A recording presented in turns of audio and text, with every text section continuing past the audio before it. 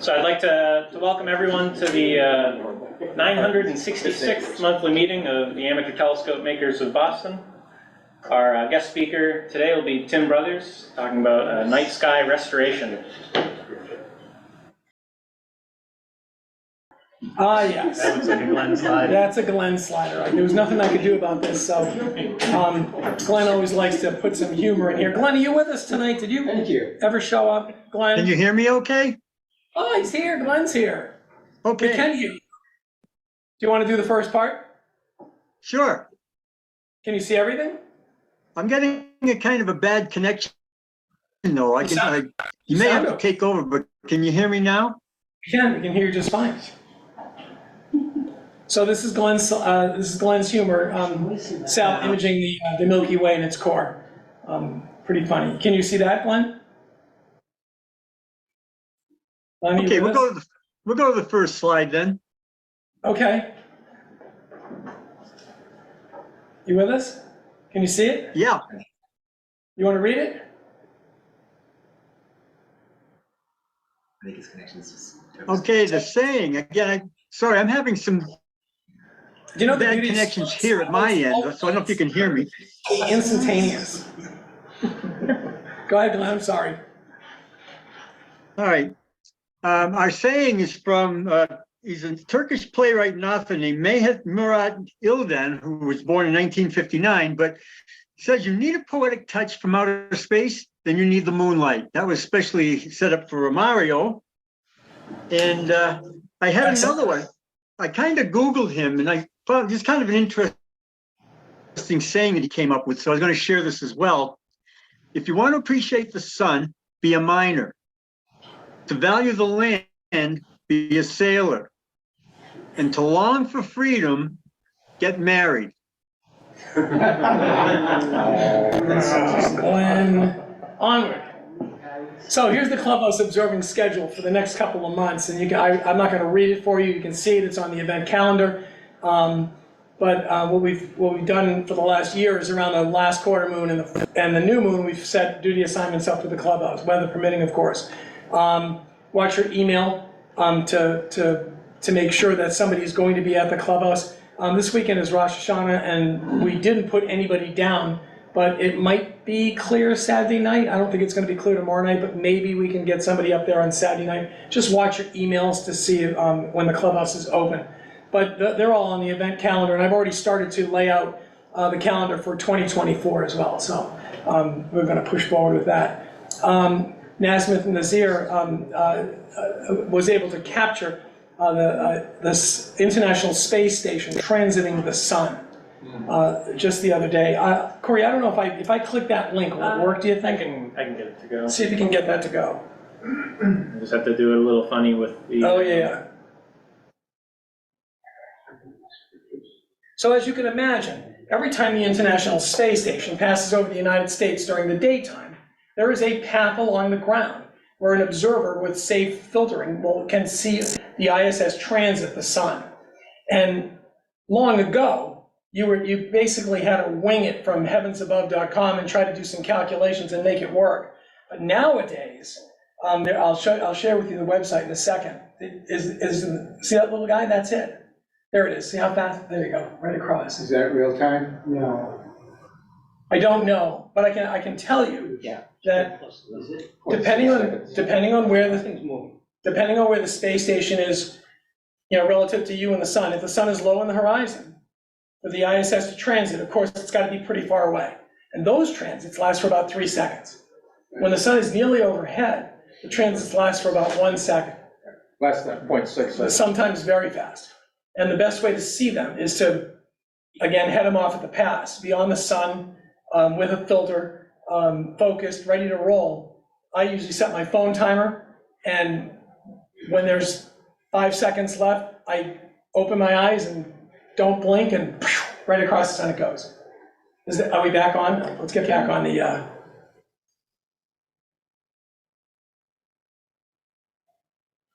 And my ongoing... there we go. So let me click this slide. So here's the best way for you to get information about these sorts of things. ISS Transit Finder is a website you can go to. You can auto detect your location based on your IP address, or you can select from a map and calculate, and it will give you, for about 2 or 3 weeks, all the transits, lunar and solar, for the ISS and for the Chinese space station. In this particular case, on Saturday, the 30th of September, there's going to be a transit on this path.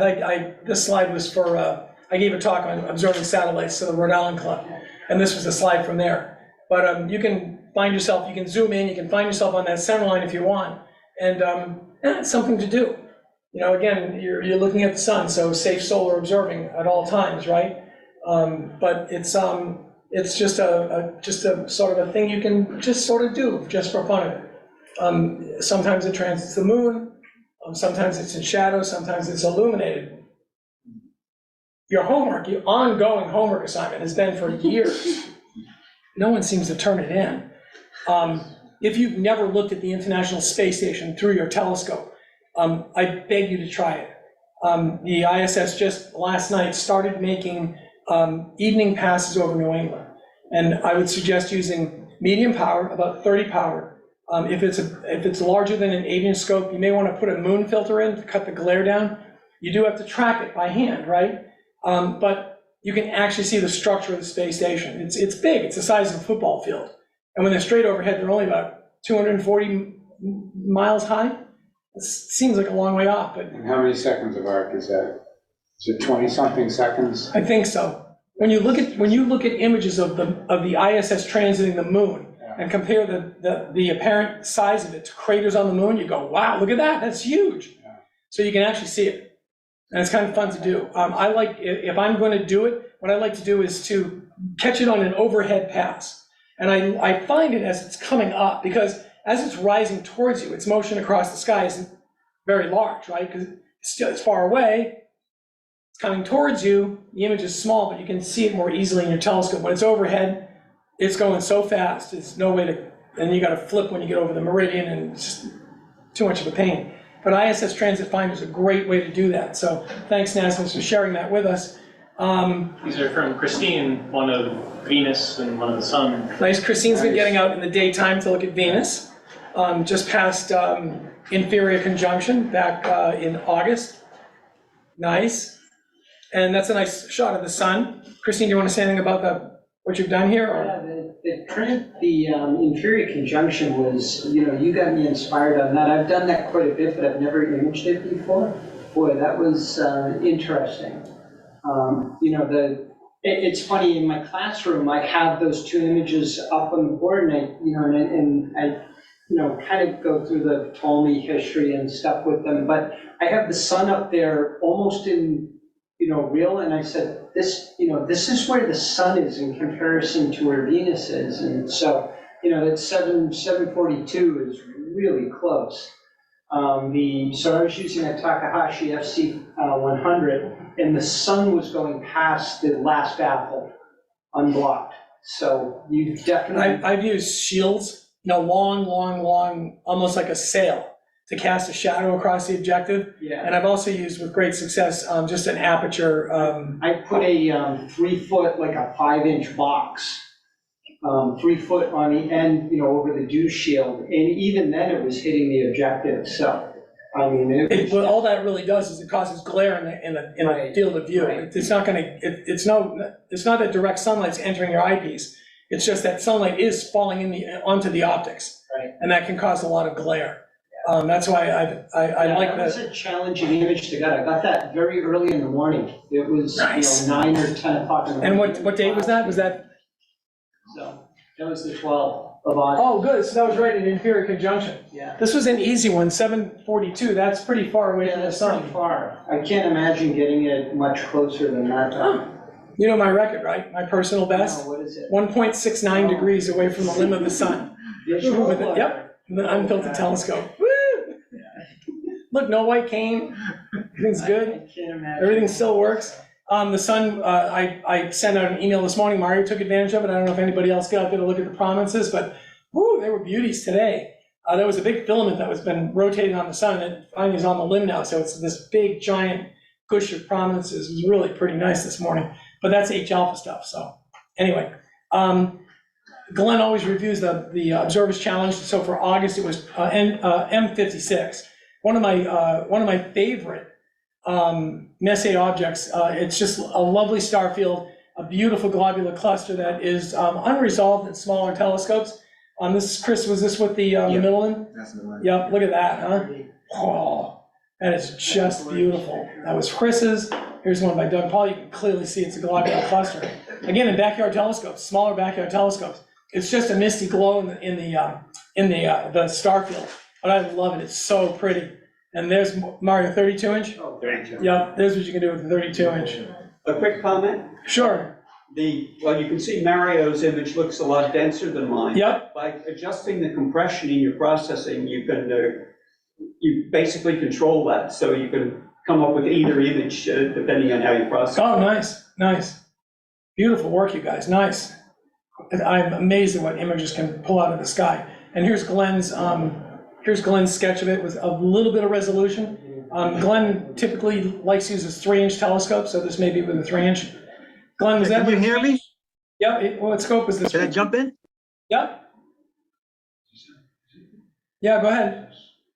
Yeah, the connection's pretty bad here, so, but this was with a 10-inch. And even then, there was just a little bit of resolution. It's a small globular, and the easy way I found to locate it by star hopping is just look about midway between Gamma, Lyra, and Albireo.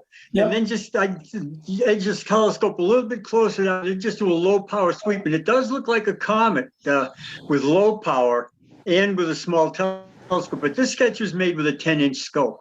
So you can see a little bit of resolution there. There are some stars that were sprinkling out. That's awesome, Glenn. Observing highlights for the month coming up. On Friday, September 22nd, Mercury reaches greatest elongation west at 17.8 degrees. You couldn't want for a better elongation right on the day of the equinox. This is a morning apparition with Mercury standing fairly high above the horizon at sunrise. Venus is right there with it, of course, and Venus reaches greatest brilliancy on the 18th and 19th of September, usually about 36 days prior to and post inferior conjunction. Venus presents its greatest extent, its greatest brilliancy. So that's something to look forward to. And again, try observing it in the daytime. Jupiter's rising in the mid-evening with opposition on the 3rd. On Sunday, August 27th, Saturn reached opposition with a ring tilt of 9.2 degrees. It's still a little bit low in Eastern Capricornus, but try and see if you can still see the Cassini division. You need pretty good seeing to do that because the tilt of the rings is starting to close up pretty much. But that's something you can try for. Neptune is at magnitude 7.8. Uranus is at rising with Jupiter at 5.7. So those are some things you can look for.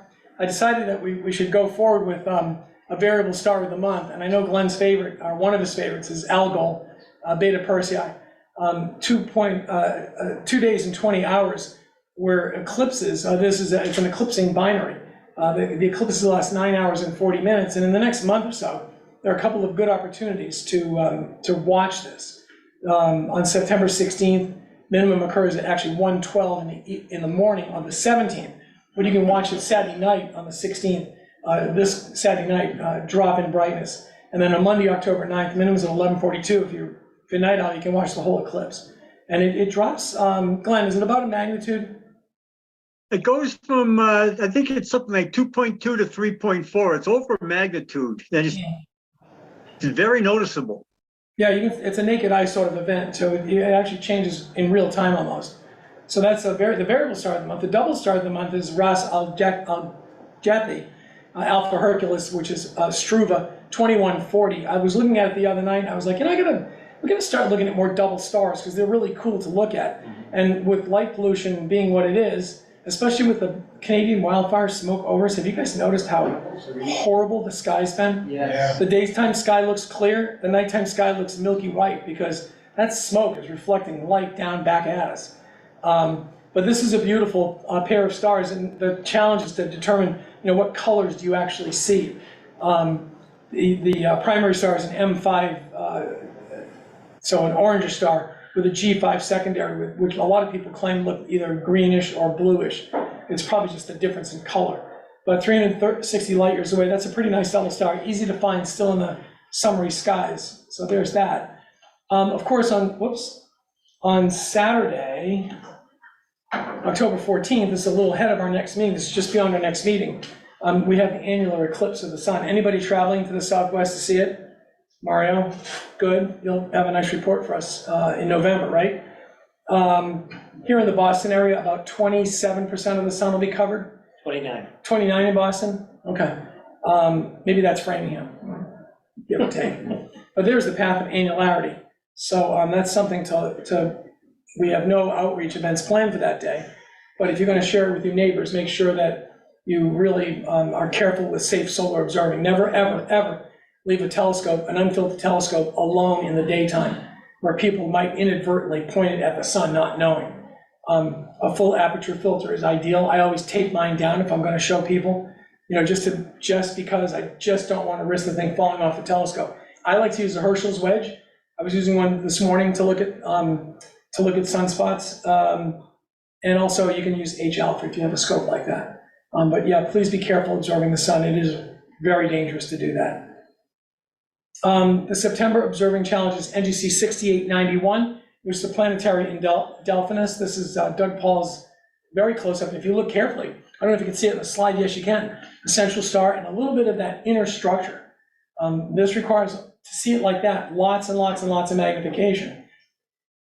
That's at 400% of the image scale. Okay. To bring that out. Yeah, this it's also very bright. It's bright, but it's small.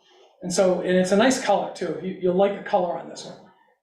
But that's the object of the month. This is Mario's image of it right there. But it is very tiny. And like with all planetaries, the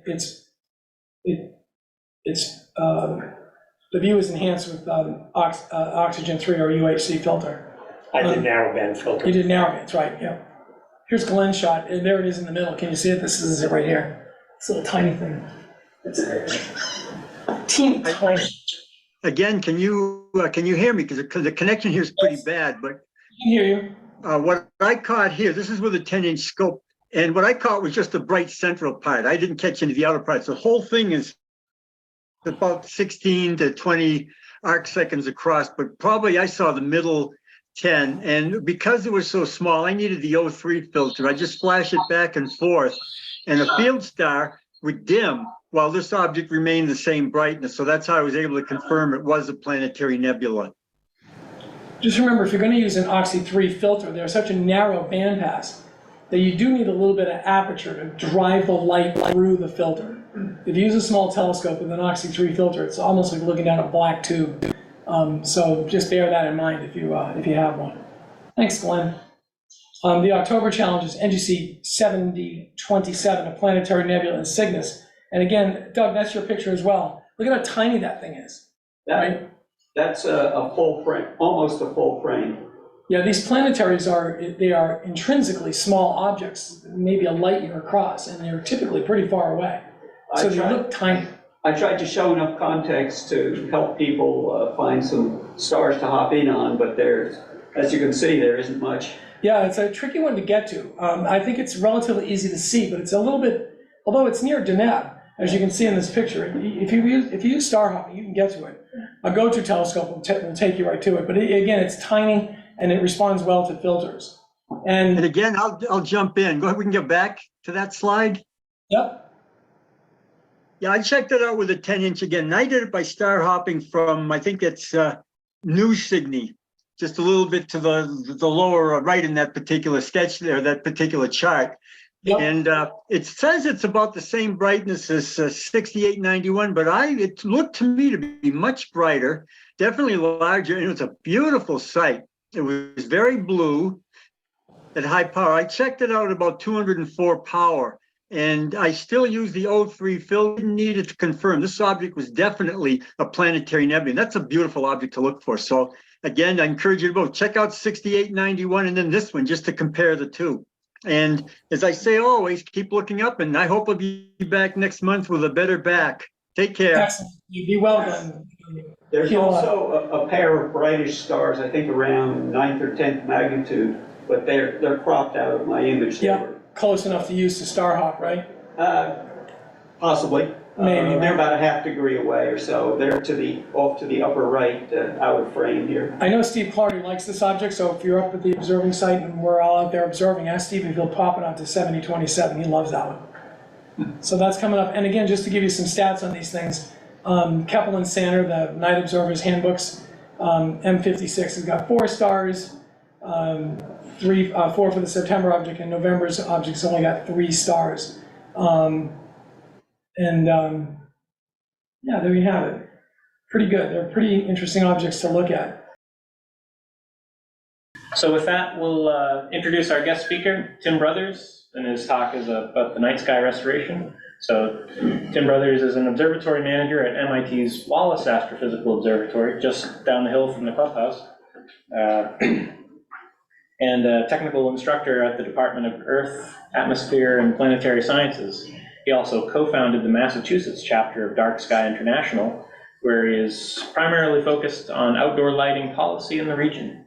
Tim was recently awarded a minor planet designation, 28992, Tim Brothers 2001 MW28, for his work on asteroid discovery. It's pretty awesome. So Tim's talk will be about his recent case study of an LED streetlight retrofit in Pepperell, Mass., which followed dark sky lighting best practices, and the encouraging results of the retrofit could provide a good template for many more towns across New England. So please welcome Tim.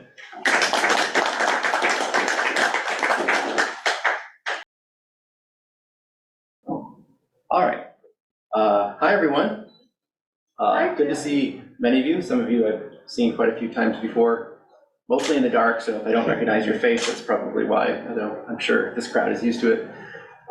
So today I'm going to be talking, actually, I ended up deciding to split this talk into a few different subjects because I have a lot to talk about. And so the talk is a little bit all over the place, but bear with me. But Wallace Observatory, your friendly neighborhood observatory at MIT, right next to you guys, in the same property, about 1 kilometer away, is reached its 50th anniversary in 2021. But of course, we've had COVID and a variety of other things going on.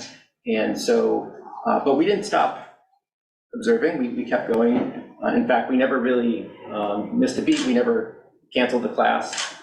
We continued doing our research, and we did that because we had really invested a lot in automation, which is going to be the second talk, part of this talk. So I'm going to focus mostly on light pollution and the case study we did in a nearby town, Pepperell, which is not too far from the ATMoB clubhouse. But I'm going to talk a little bit about automation and also where this observatory we see it going in the future over the next 50 years. And some opportunities, I think, that will lead to more collaboration. And one of those groups we're interested in collaborating more with is ATMoB. So I'll get to that in the very end. But there's some real science opportunities that we have now that we've sort of kicked the tires in this automation system that we've been working on. Okay, so this crowd, as opposed to the usual talk I give on light pollution, I think all of you are well versed. So I'm going to skip all of the rudimentary, what is light pollution, but I am going to try to boil it down into a way that is sort of a narrative form and how I made some change actually happen in the town of Pepperell and some other places that we're looking at working with, and also some sort of not so hidden dangers that are coming down the pipeline near both of our observatories. So the thing that I think has gained the most traction is that while we all care about the stars, we're all passionate about it, the light pollution angle, you really need to boil it down to something that is understandable and tangible and people really care about. And that can hit a few different groups with 2 words, which is energy waste. And anytime you're wasteful, you're also wasting something else, money. And that's a really good tool to convince policymakers how to enact change, because frankly, you're not going to get a town council to change your town's laws because of stars. We've tried that. It's not the selling point. What is going to sell is focusing on your message and down to is something that's digestible and simple and that you can actually move forward with. And one thing we have to remember too is that little things can make a big difference. So this I always show my students because we took this during class in a September class that we'll be actually starting to teach on Monday again, as we always do. And this is just with your typical Canon Rebel DSLR and a tripod. There's nothing special, it's just the stock lens. And it's a decent view of the Milky Way when we could still see it at Wallace. But of course, we see this red banding on the side, and I have no one to blame but ourselves, because it's just a little 25-watt red incandescent bulbs we have in our domes that did that off axis. So little lights can make a big difference when we're observing. What I do want to focus on is the concept of sky glow. So the thing that everybody in this room cares about in terms of seeing these, for example, the beautiful nebulas that you guys were just showing, this part really matters a lot. And it's been studied fairly well now, and we think we know the causes. And so if we know the causes, then we can start to target what the solutions actually need to be in the real world. So the Department of Energy has actually studied this quite a bit now. And so they have lots of nice, easily readable reports. And this sentence here, I think, sort of pulls it together, what's really contributing, which is the influence of sky glow is mainly from spectral power distribution, which is a fancy way of saying what is the color content of the light, the total lumen output, so that's the overall brightness, the output of the light bulb itself, and the distribution, where is it pointing? But the most important thing is the uplight, the percentage of those lumens that are pointing up into the atmosphere. And then it gets a little bit more complicated depending on the angle and so on, but let's just sort of think about those four things as we go forward. So this is an image that, if you've been to our website, every so many minutes, I think this old camera, this was an old SBIG color all-sky camera that we had up there for about 8 or 10 years, and it would post these images periodically. I'll show you the new version soon, but even back then you could see evidence that the sky glow was changing. Even quantitatively, we could start to measure it, and we could start to see that certain things were changing. So I started in 2009 at the observatory, and certainly there's people still working there that have been there much longer, and we always had this towards the east, right? So Lowell and Chelmsford, Nashua is up here, but it was always sort of darker from due south over towards the west, so Groton, Dunstable, Pepperell's kind of way over here, Acton, and then you started seeing significant changes right after 2010, 2015, in that era, when the car dealership came in, then all the strip malls, and another strip mall, and then movie theater, and so on, and so we lost all of this. The ironic thing about me getting this asteroid, which was super cool, and I very much appreciate, even with our 24-inch plane wave telescope, I can't see it. So at 19th magnitude, I can't see anything in here anymore. And that's devastating because we're a planetary science department, so we're the, astronomers are smeared across the campus. At MIT, we don't have an astronomy department. So we have a planetary science department, we have a physics department, and a few other departments. And so I think we're actually spread out over maybe 5 departments now. But we focus in our group on planetary science. So everything we look at is down here, of course, in the south.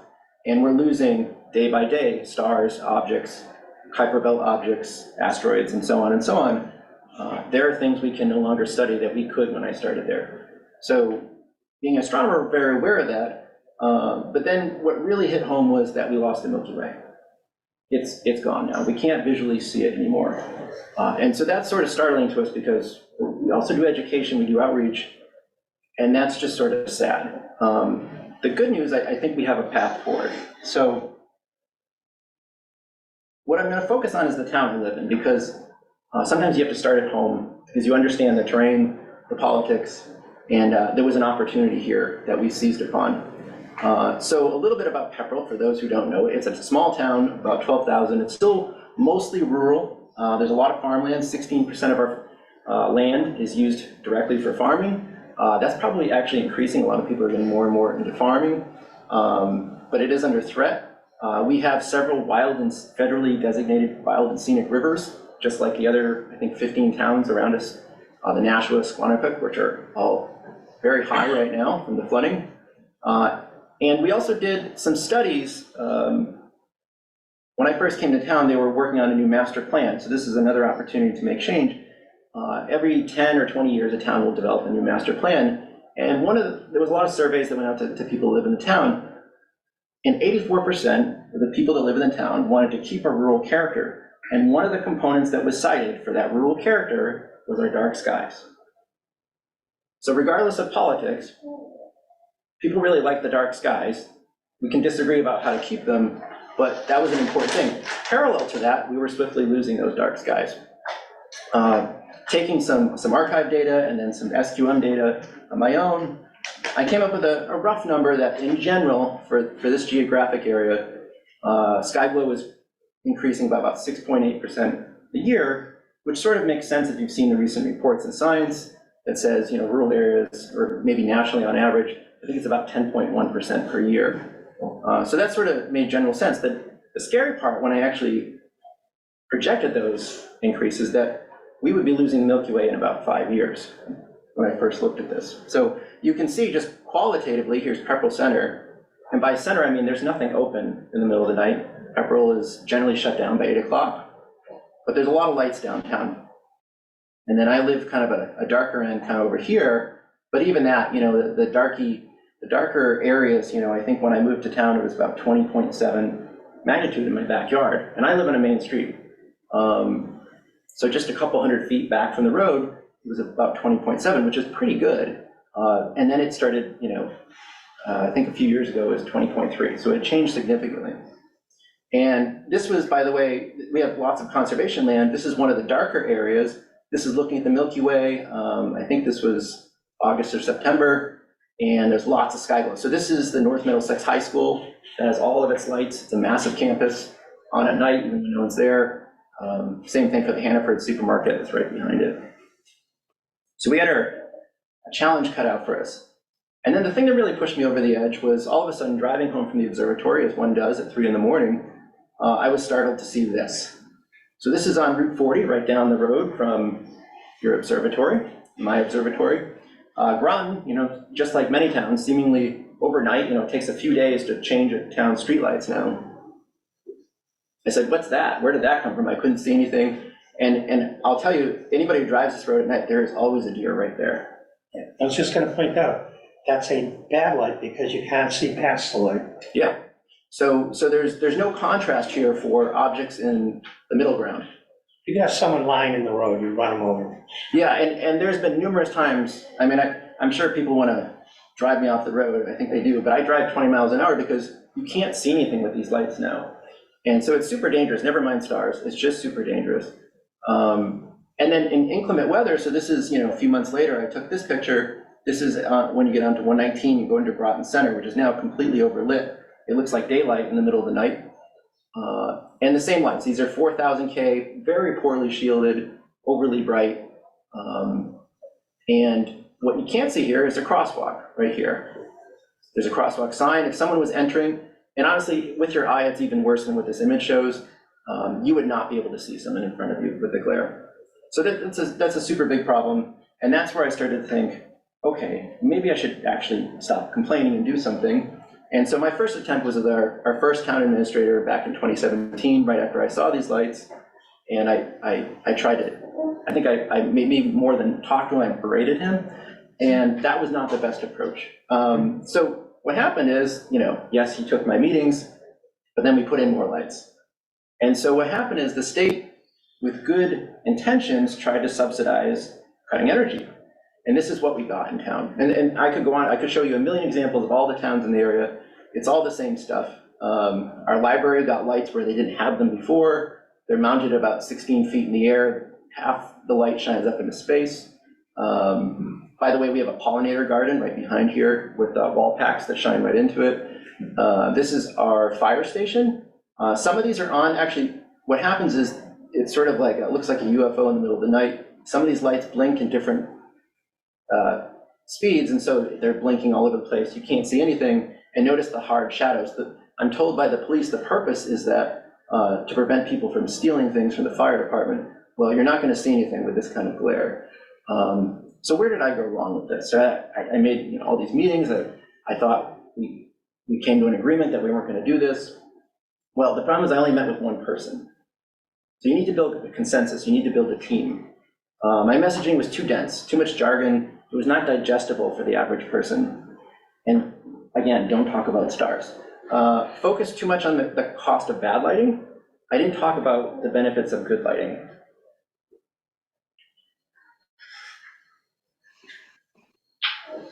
So, new strategy. do-over.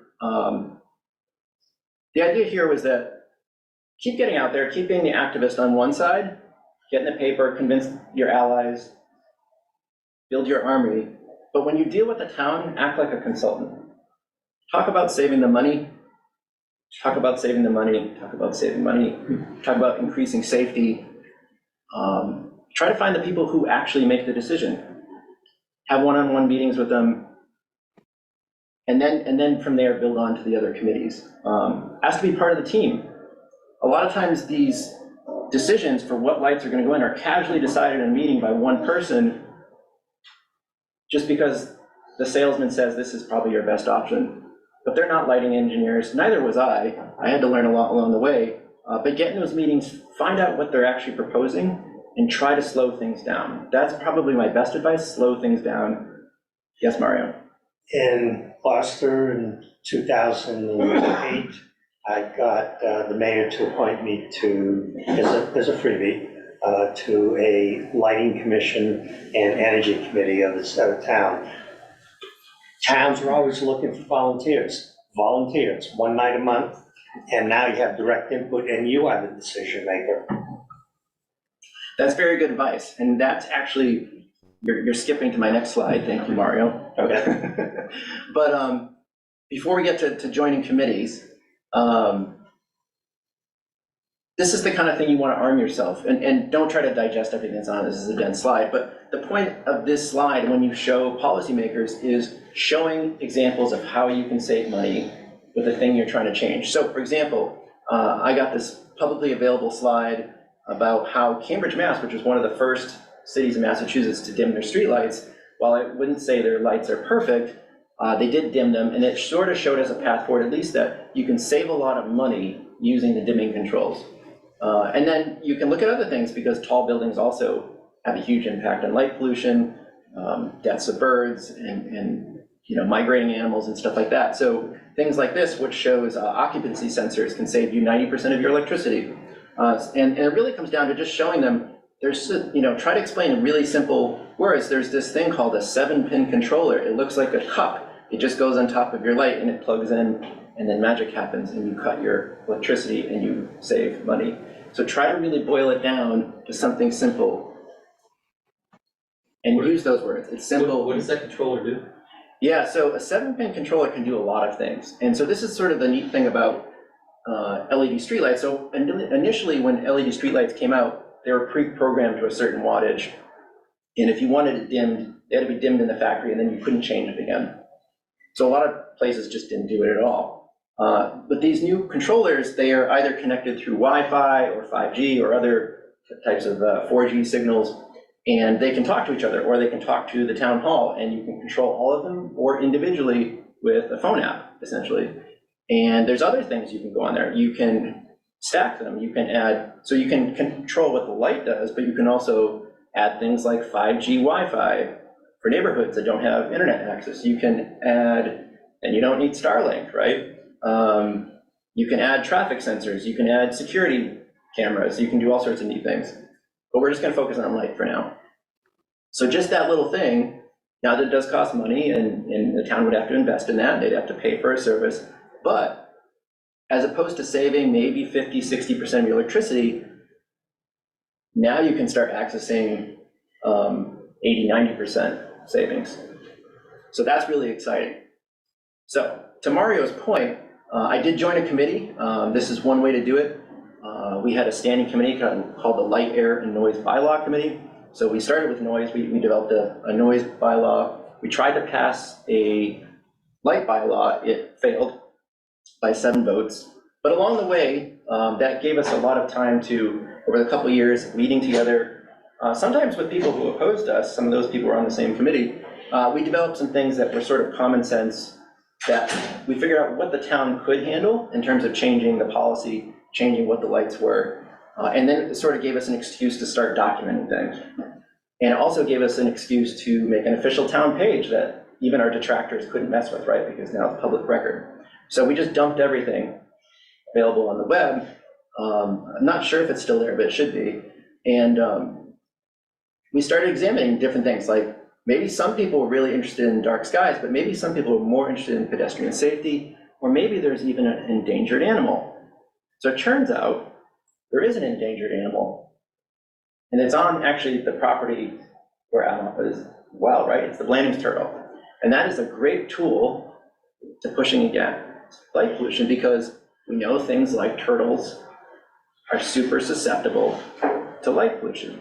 So that gave us sort of a wedge, right? To say, wait a minute, let's slow things down. Let's talk to, for example, the Conservation Commission. Let's see what they think, and start pulling together different groups of people that were like, yeah, that's probably a good idea. And that gives you support when you go to the bigger meetings before you start dealing with these folks. Because this is going to happen. You're going to get people that are going to push back on you, and they're going to say lots of things. So be prepared for that. Have questions written down that you think they're going to ask, and start answering them. Be prepared so that you don't sort of seem caught off guard, because what they're going to say is, well, you didn't really think this through. Maybe we should table this. That happens all the time. We saw it in Pepperell. We're seeing it right now in Amherst, Massachusetts, where we have quite a fight against a bylaw. And so literally, I mean, these are things people said. I mean, I'm not joking. People said that bears will eat my children if we have a light bylaw. So people are going to say crazy things, but just be prepared for that. Learn the statistics. Dark Sky Massachusetts can help you. We've gone through all these things, and we've got quite a bit of experience and documentation that we can help you with. One of the biggest things was that it's going to cost more. We definitely proved that wasn't true. We'll get to that. There's lots of studies about, whether it's safe or not. And also that a lot of people say that, well, there's just no good light. That's not true. There's plenty of good lights. The other thing is, be prepared for how to deal with when the sales team comes, because this is how this actually works, right? So either it's going to be a utility that comes to your town, or it's going to be a developer, or it's going to be some big company that wants to sell your town on lights. And that's fine. We want to save electricity, we want to cut our carbon, but you have to sort of understand what you're looking at. And, sort of understanding that, we got to look for the wattage, we got to look for the savings. We came prepared for our meeting with a list of demands. And we were really worried. I sort of made a big list and thought, well, maybe they're going to scratch 3 of these out and I'll get 3 of these and it'll be a victory. When the lighting designers looked at this, they said, oh, that's no big deal. So we were really worried. The town administrator was convinced we weren't going to get any of this. He sort of humored us by letting us go to the meeting, but he was sort of like privately telling us, like, I'm not going to do any of these things. It's going to cost more. You can say what you want to say. I'm not going to stifle you, but we're not going to spend a dime more on this, just so you're clear, Mario. Yeah, just what I tell town administrators all the time is the lighting companies are looking out for their bottom line, not your bottom line. And shocking that companies want to make money off you. Shocking, right? So what we see often, and we're still seeing this, so at this point, I think around 70% of the towns have now converted their streetlights. And streetlights is just one component of this, but that's sort of the, pun intended, the glaring example, right? It's the easy one. So the rest of them, what are they getting peppered with sales calls right now? Because places like, for example, National Grid have warehouses of crappy lights, frankly, and they're trying to dump them on small towns throughout the rest of the state. And so we get people calling or emailing us all the time at Dark Sky Massachusetts saying, well, the National Grid just came up with this proposal and they show us the lights, and yeah, we know those lights. Those are the terrible ones no one else wants, right? They're high glare, they're 4,000 K, and they're not going to dim them at all. So that's what they're dumping on people. And so we're trying to create some education, but also there is a way forward. You can still save energy, you can still save money, and restore your night sky. And this is the next part. So this is when they come back, they do an audit of your town, they come back, and then they present the products. And honestly, when I looked at this, I said, I have no idea what I'm looking at here. So there's a bunch of models. I don't know what those are. So we had to ask them for the model numbers and actually look up what are these things. So the thing I can tell you for sure, because we've seen these all over the place. So the vendor is on the left, but then the actual name of the company, these AEL Autobahn, terrible, terrible, terrible lights. We've seen these all over the States. I believe that's the same ones that are in Groton. They're very few LEDs, so all of the lumens are sort of being emitted by just a few LEDs, so you get really a lot of glare out of them.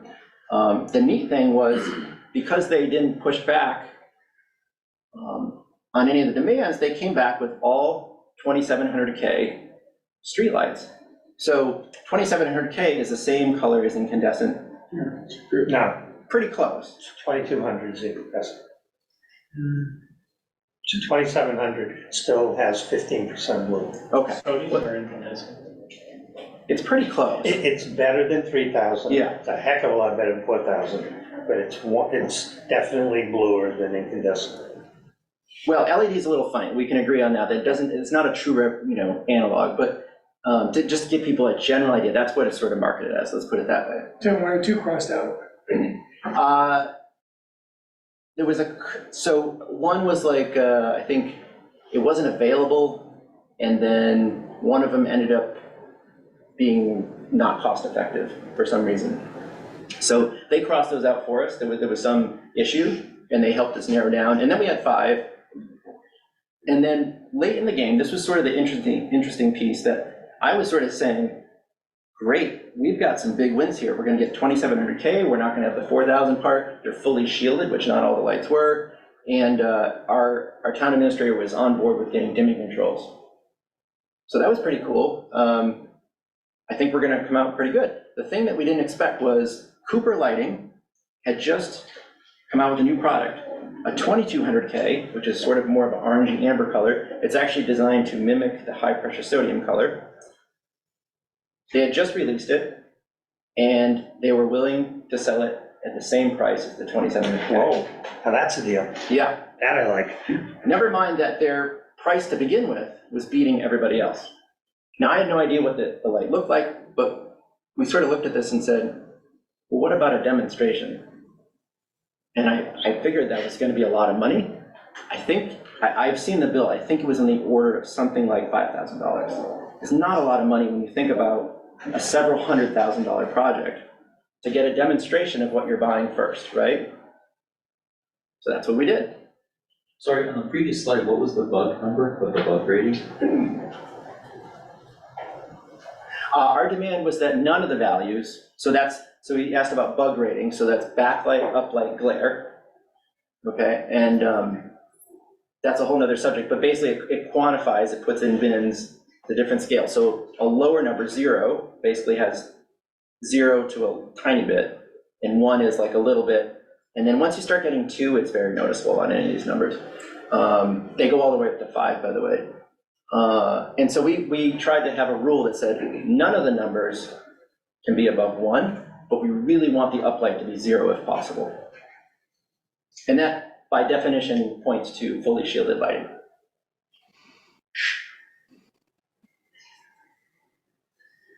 Okay, so here's what we did. We set up a blind study, 2 poles of each light. So here's those Audubon lights. These are all 2700K, by the way. So this is, to my point, just because you get the right CCT doesn't mean they're a good light. That's another issue. So we have the Audubon, we have, let's see, a Leotech. Here's another one of these Coopers. This is the 2700K. We threw in the high pressure sodium as a control. We didn't tell people what it was. We just left them there. So everyone assumed those were LED, I believe. And here's the Cooper 2200K and a Leotech. This was a special one that had like a little bit fancier optics to try to distribute the light better. So I actually liked, I was able to figure out which one was which. This was my preference, but I didn't tell people which one was which. So we tried to keep it as blind as possible. This one was also very nice, but this one was significantly higher cost. I would have also been very happy with the Cooper 2700K. These two were terrible. These two were like what I was showing before. Even though they were 2700K, they were that sort of warm white, the optics weren't good. And this is what we ended up with. So this is an example. Actually, Bruce Berger took this photo. This is a 50-watt high-pressure sodium. This is on our main street, center town, right near our library. And this is the Cooper 2200K. And so we did 1 week of this at full blast, 100%, so matching the original lumens with the high pressure sodium, and 1 week at 50% dim. Are those the same exposures? I believe so. Yeah. I'd have to ask Bruce, but I believe so. Otherwise, it doesn't make any sense. Yeah, I did this more to show the color. Okay. Yeah, photographing lights is incredibly hard. I've tried it. We have better pictures, but this is just a nice in terms of color.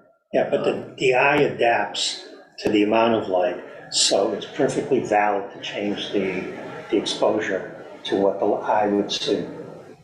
I think what you can definitely see is that a lot more light is going up. And you can see a lot more of the glowing part from figure. Yeah. So anyway, this is what people chose, and I want to dive into some of the surveys, because we also did some surveys as part of this to get some feedback. Yes? Is the dimming constant? It's not like motion controlled or anything like that? Oh, no, it's constant. It's actually, you can set it on timers, you can set different rates at different times. They're actually very flexible now. And we'll get into what we did with that as well. So we asked a lot of questions. I'm just going to show a few of them just to give you an idea. So for example, what did you think of the existing streetlights? This was the high pressure sodium. Notice how, most people did not think they were too dim. In other words, they didn't think they needed to be brighter. And in fact, a lot of people had either the comment that they were too bright, most people, or they just had other sort of verbal comments about, they just didn't like them, they thought they were too glary, and so on. So they definitely weren't happy with the old ones. Which ones had the least amount of glare? So this is now, a safety issue. Well, this is the Cooper 2200K right here. Interestingly enough, this green one, the control, which is the high pressure sodium, this was the Leotech Comfort View. So the ones that, without telling people a lot about what glare is, they could certainly identify it. They could certainly tell which one was better and which one wasn't. And the A and B, remember I told you they're terrible? So that's the red and blue. Those slivers are small for both, whether it's glare or which one provided the best visibility. So clearly people, without a lot of lighting education, if you give them just a basic description, they can probably figure out what's the best option for themselves. And that's much better than leaving it to one administrator in the town hall. Which one had the best color preference? So this is just a matter of preference now. Generally, most people prefer a lower color temperature. So these two are 2200K. These four are 2700. So a slight favoring of generally amber color. Overall, this one was the clear winner. And this was sort of an interesting situation where the town administrator still could have overridden us. We didn't have any power here other than now we had public sentiment and it was public record. And guess what? I ran the survey out of my own account. He couldn't bury this because I had the records, I had the spreadsheet, and I made it public immediately. So now everyone can see, these crazy lighting activists, they're onto something and we don't disagree with them. So that gave us a little bit of public power without having a formal vote to say, you can't really push against this now. This is what people want, and it's the cheaper option. That it was too hard to go against us at that point. So here's the spectrum. So now I'll take it one step back. When that company, Real Term, which actually turned out to be a really great company to work with, came to us, they did their, what I would call sort of a typical cookie cutter design, which is, there's not really a design. What most design firms come in looking to do is, well, we're going to do 4,000K in the downtown area, and then we'll maybe do 27 or 3,000 everywhere else on the side streets, without really sort of like thinking about it. It's just sort of like, that's what we do. So this is what we were going to end up with, right? This is what most towns end up with, this big blue spike. This is what we ended up with. So we really squished it down, and then when we start employing dimming, we're actually removing blue light from the environment. So there's actually like a band from 405 to 530 that's considered, and there's different studies depending on which one you look at, but generally it's sort of in that region of the 400s. That's the band you want to get rid of or minimize, and that's what we did. So we actually have less blue light than when we had high pressure sodium. save less than the high-pressure sodium, is what you're saying? Yeah, by dimming, we actually, in terms of the actual photons that are out there, we actually reduced it. And that's pretty exciting. But it's not just about the stars, we also have these, remember, we have landing turtles, we have these rivers we're supposed to be stewards of. So it's good to get rid of that stuff.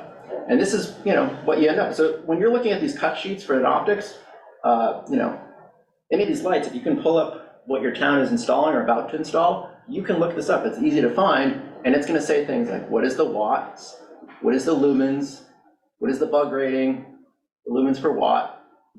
You do get a little bit of a hit for efficiency as you go lower in CCT. That is getting better with time. It's better than I thought it was gonna be, it's about 105. I think we ended up with generally 30 to 50 watt LED streetlights, but then we cut them down significantly. So initially we did the 50% dimming. I'll get to you in 1 second. What we ended up doing is something a little different. We do 50% at the first 2 hours and the last 2 hours of the night. In the middle of the night, we do 30%. Guess how many people noticed? 0. You know what? The eye adapts. The eye adapts, exactly. And we saw the same thing in Westford. So when Westford installed their streetlights, we were able to get to them in time. And Westford installed 3000K fully shielded. And they bought the dimming controls and they didn't use them. We'll get into why they didn't use them later. This has to do with a state issue. But they didn't use them for the first year. And then we really, really pushed hard on them and said, look, we're the observatory. Can you at least turn the ones that are along Route 40 down to 50% for us and try that? Months went by, they didn't do it. And I called them and I'm sort of huffy and puffy about it. And I said, you promised that you're gonna at least turn a few of these down. I look at them at night and I can't, they're definitely not dim. I said, we dimmed all of them 2 months ago. I couldn't even tell. And I'm the astronomer. So I think that goes to show, and no one in town knows except this one administrator who pushed the button. You can't tell when they dim by 50%. You also can't tell when they get down to 30%. So at mine, I have one right in front of my house. When it goes from 50 to 30, I can't tell.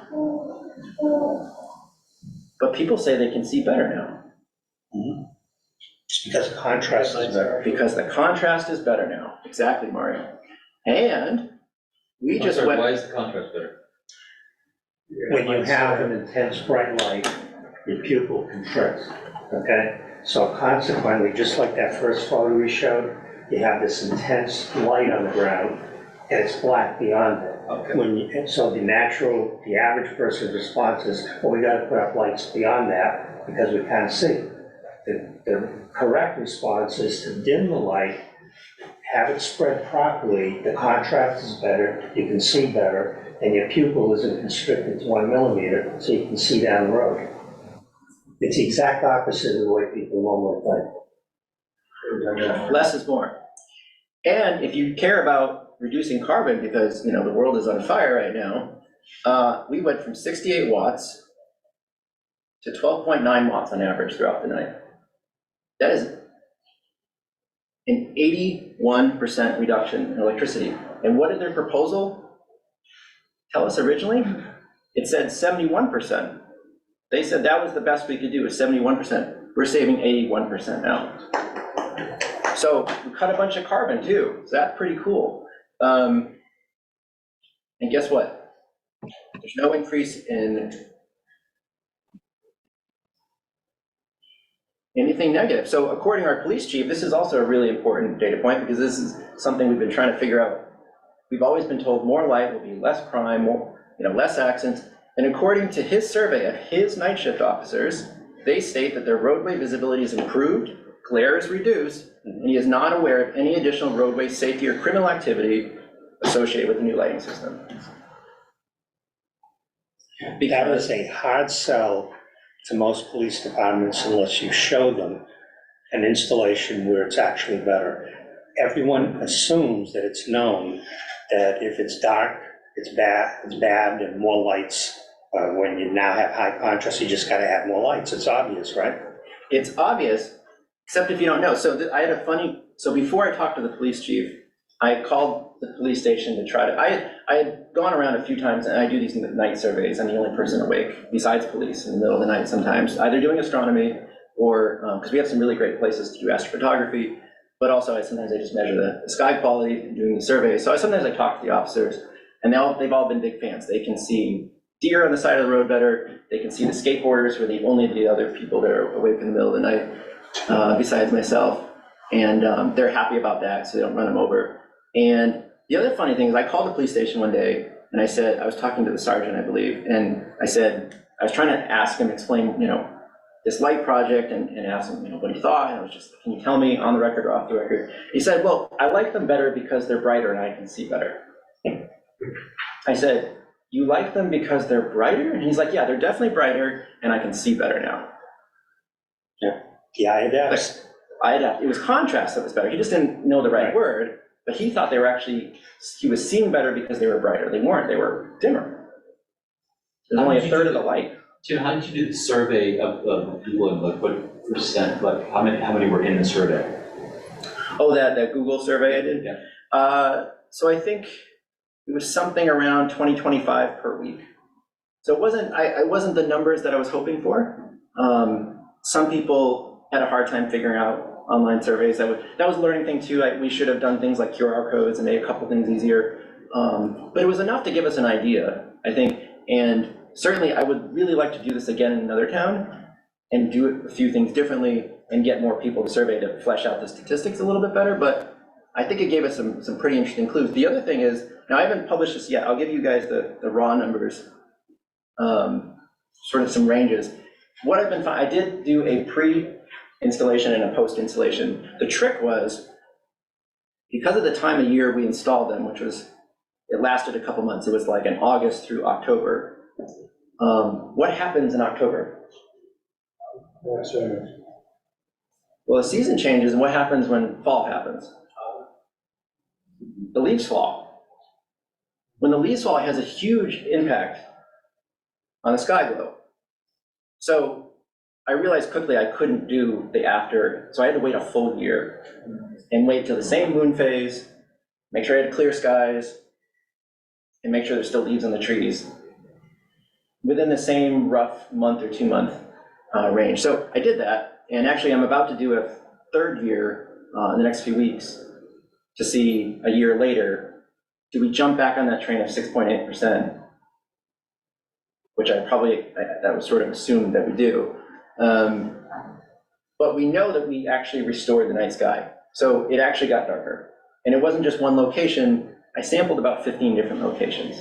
And I'd say about 14 or so looked like they significantly got darker in a noticeable percentage beyond the systematic error of the instrument.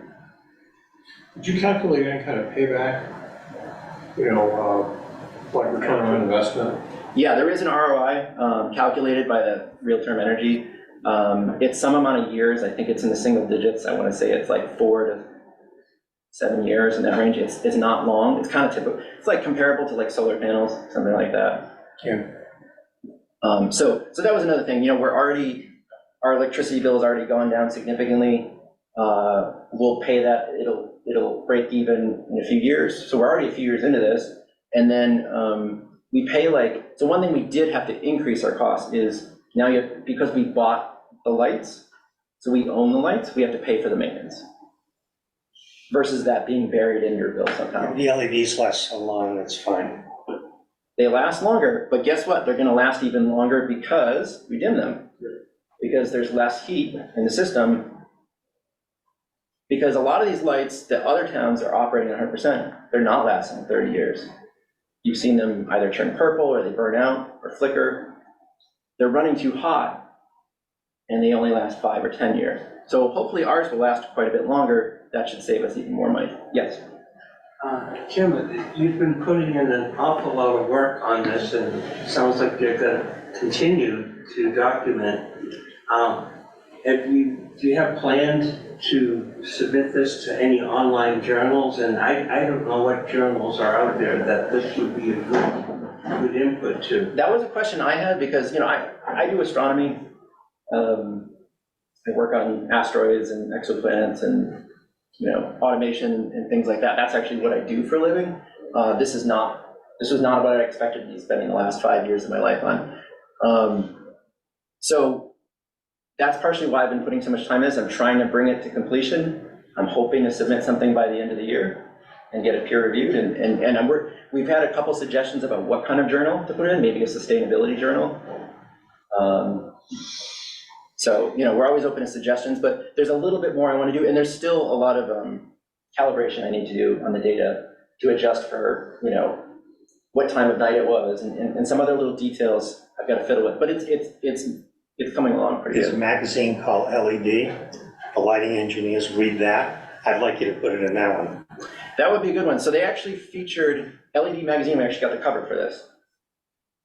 So they did a sort of a narrative version of this. Because that'll hit the engineers, and they're the ones who need, you're talking to the converted here. You need to get the engineers who don't know any better. That's a good suggestion. I mean, so maybe I should go back to them and show the quantitative part, because that part I held out because I wasn't sure about the numbers at that point. But it's looking pretty solid. And so, what we're talking about when we say percentages like that, we're saying like, 1/10 to 1/3 of a magnitude, something like that. That's pretty good, right? Because, we lost that, and that was getting close to losing the Milky Way. And after that, so keep in mind, so on my back deck, about 200 feet from a streetlight, I took this picture. This is not the center of the Milky Way. This is the outer rim, the tail. And so that's what I can get off my back deck with 20.6, and that's what we got after we started dimming, after midnight. So I'm pretty excited about that, because that means I can still do cool stuff at home, and my kids can grow up seeing the stars, and I have fireflies, and nighttime pollinators, and moths, and all sorts of cool stuff. I have a question. Yeah. It's Charles Wright here. So I just put them in the chat, but I'll ask them verbally. So 2 questions. One, what does fully enclosed mean? Is it the same as full cutoff?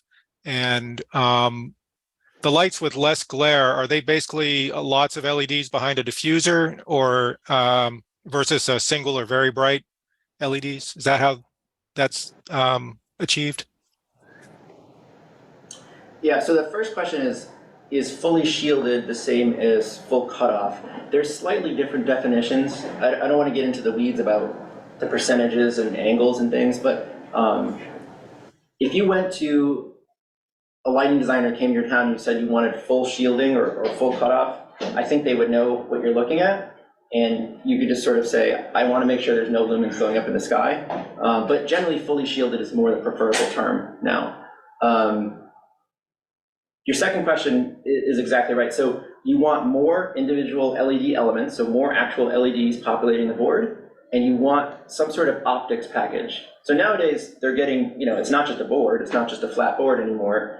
There's curved optics inside, there's diffusers on the output side, and they're pretty impressive. I mean, they're getting a lot better. Early generation ones that you see on the streets around here, they're 4000K, they're fairly glary. They could be worse, they are dimmed after midnight, but they've come a long way. And so, if you drive just on Route 40 from the observatory on my end at Wallace, which is the 3000K fully shielded, then you get to the Groton side of Route 40, 4000K very poorly shielded, and keep driving a bit further towards Pepperell, you can see 3 different kinds of lights in about 10 minutes, and you'll get the picture pretty quickly. Okay, so I want to point out some other data. So we've been running. Excuse me, one other point on that. Yeah. Is that it's my understanding that low power LEDs are actually more efficient than high power ones. So a larger number of small low power LEDs versus the equivalent light output from high power LEDs will be more efficient. That may be true. I don't know specifically. It may have something to do with the heat generated and causing some other issues. I'm not really sure. I can go into that if anybody wants. I've done a lot of LED work, so we'll talk about it later. Yeah, I'd love to learn more if you have the answer to that. Okay, I do want to get to the other thing. So we have an SQM. We've been running it at Wallace and trying to record this, and I've just sort of I let it run, but I haven't done a lot with the data until more recent years. And so this sort of proves the point. So we started running it in 2013.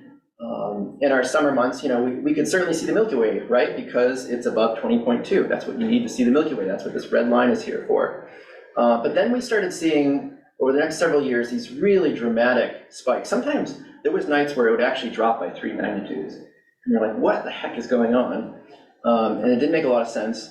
And until like right around here, you can see they started dropped off because I figured out what they were. Stack. Our friendly neighborhood radio observatory was illuminating the inside of the radome with lights in the middle of the night so they could see where the dish was moving. And back then they had these giant, like, I forget, there's some sort of sodium lamp. Yeah, it took like a while. It would like sort of make like noise when they power them up, and it looked like this golden yellow. It turned the whole thing into a light bulb because it's semi-translucent, right? You can see it from space. Pilots like that. Yeah, it's a visual. VFR. Yeah, VFR, exactly. There's an astronomer who should lose their degree. It gets worse, Mario. So then they decided, well, those aren't very efficient. Let's be efficient. We'll change them all to 5,000 K LED. And that's what they are now. And so I've actually wanted to, this is actually one of my other thoughts, someday if I ever have enough time, I want to do an experiment where I time them. So there's a programmer, like a little timer that controls all the lights. 500,000 lumens inside of here. Like a small city compacted into a very small area. So it's essentially like a small city living inside of a light bulb. Wait, this is just so they can visually tell that the dish is moving where they want it to move to? Yeah, and I said to the guys, I was like, did you ever think about security cameras? Because those have IR LEDs, you can see hundreds of feet. I mean, we have them all over Wallace, so we can see where our telescopes are remotely. And they're like, oh, geez, I never thought. So that answers the question of whether radio astronomy is really astronomy. Don't get me in trouble, Mario. No, we did talk to them and noticed those spikes went away.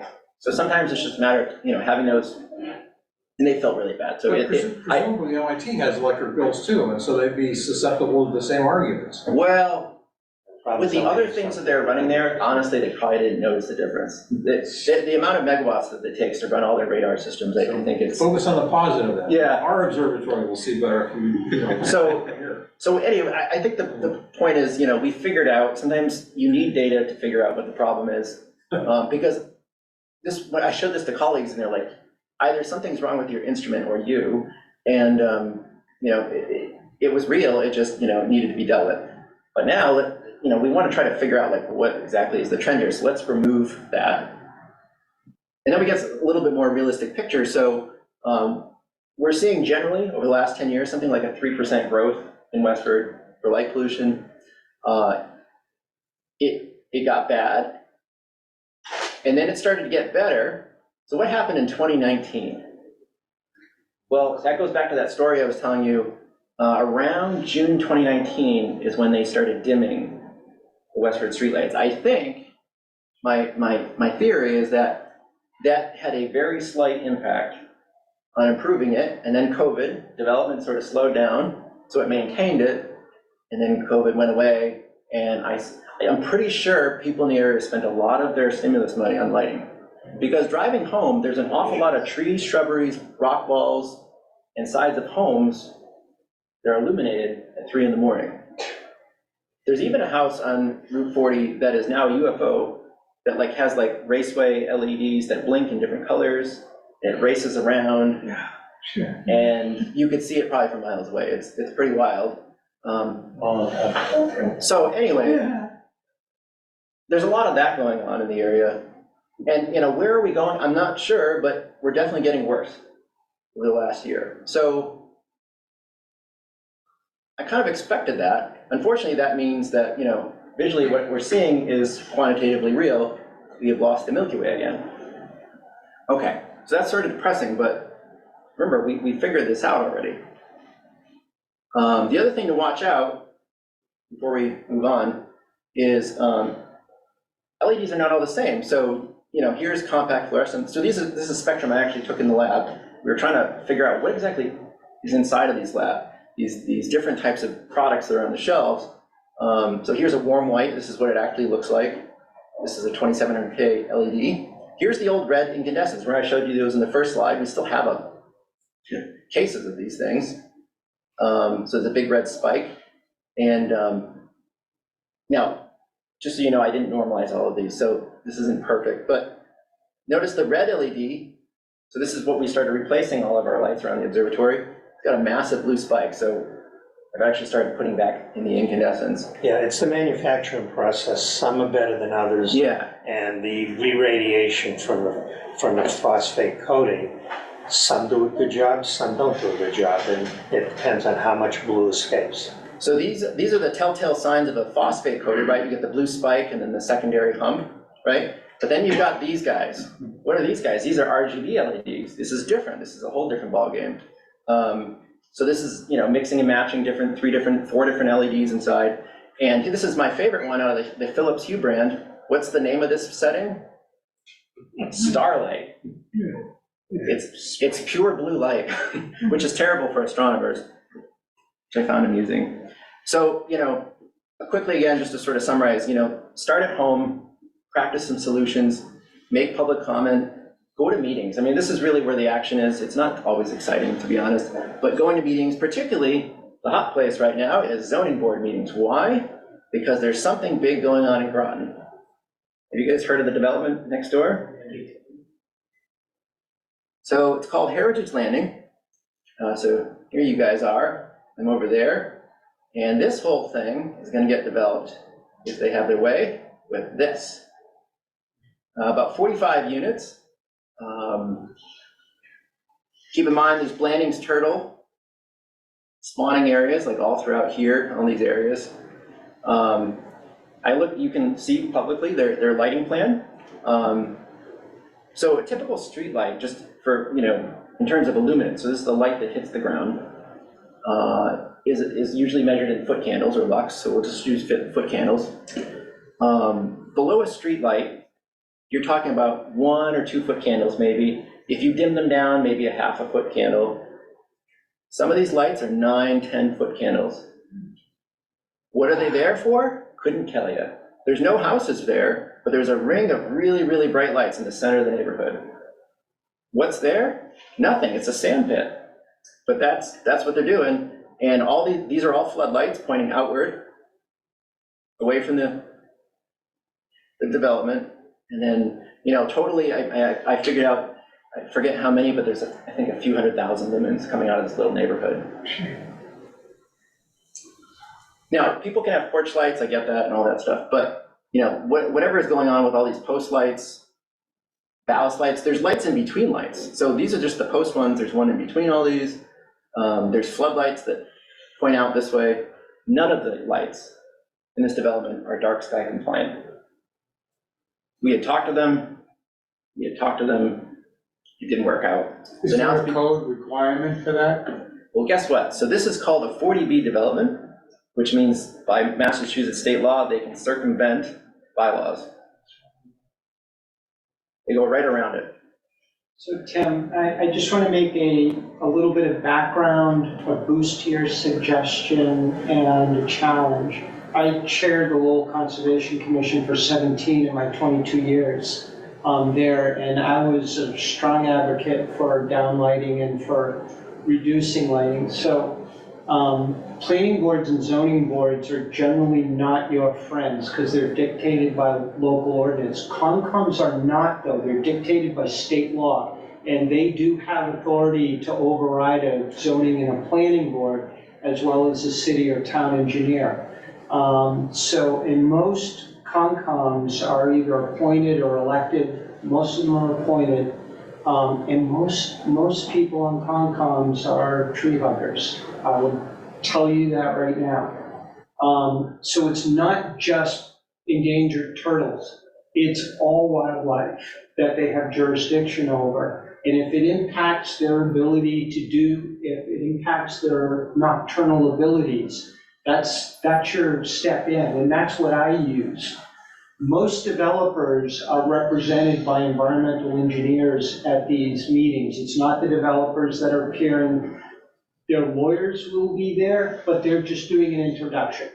They're not the experts who are speaking. It's an environmental engineer. They know this stuff, but they might not know this.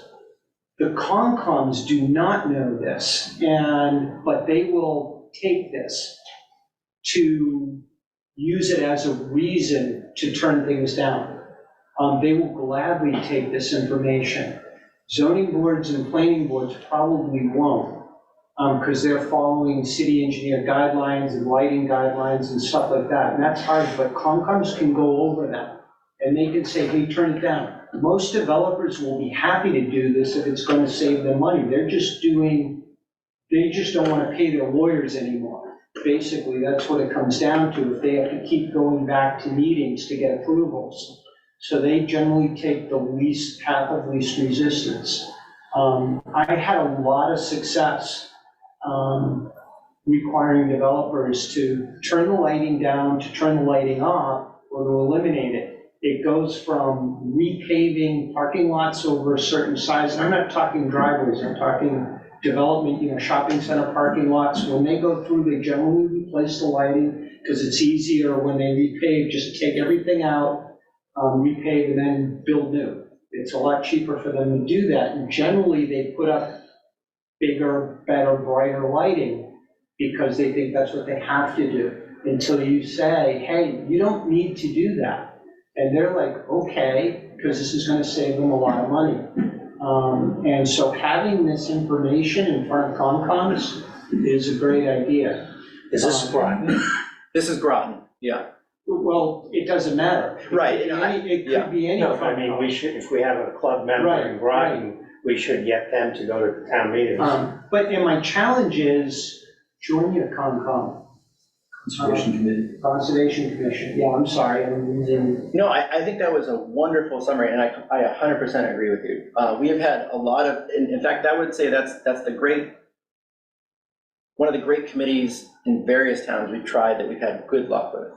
That was sort of gave us a voice and a foothold before we went on to things like that are sometimes adversarial, like the planning boards, right, and so on. So there, sometimes agricultural commissions as well have been very supportive, because there's documentation now, there's scientific proof that light pollution reduces crop yields, so things like that.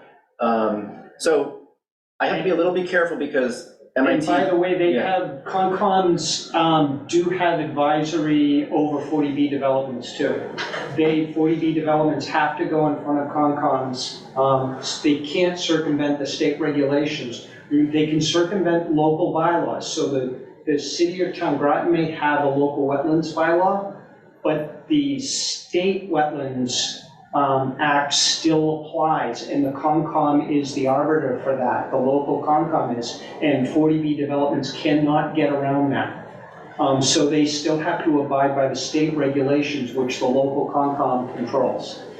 That's wonderful insight, and I would love to talk to you offline more about this, because I think that was one of the, we did have a ConsCom person approach us after one of these meetings on the side, and mention the Wetlands Protection Act, and that might be a tool. We're in a little bit of uncharted territory. Regulating light pollution is a little bit, new in terms of regulations, but I think this is sort of the exciting part, is that we could actually make some change here a little bit beyond.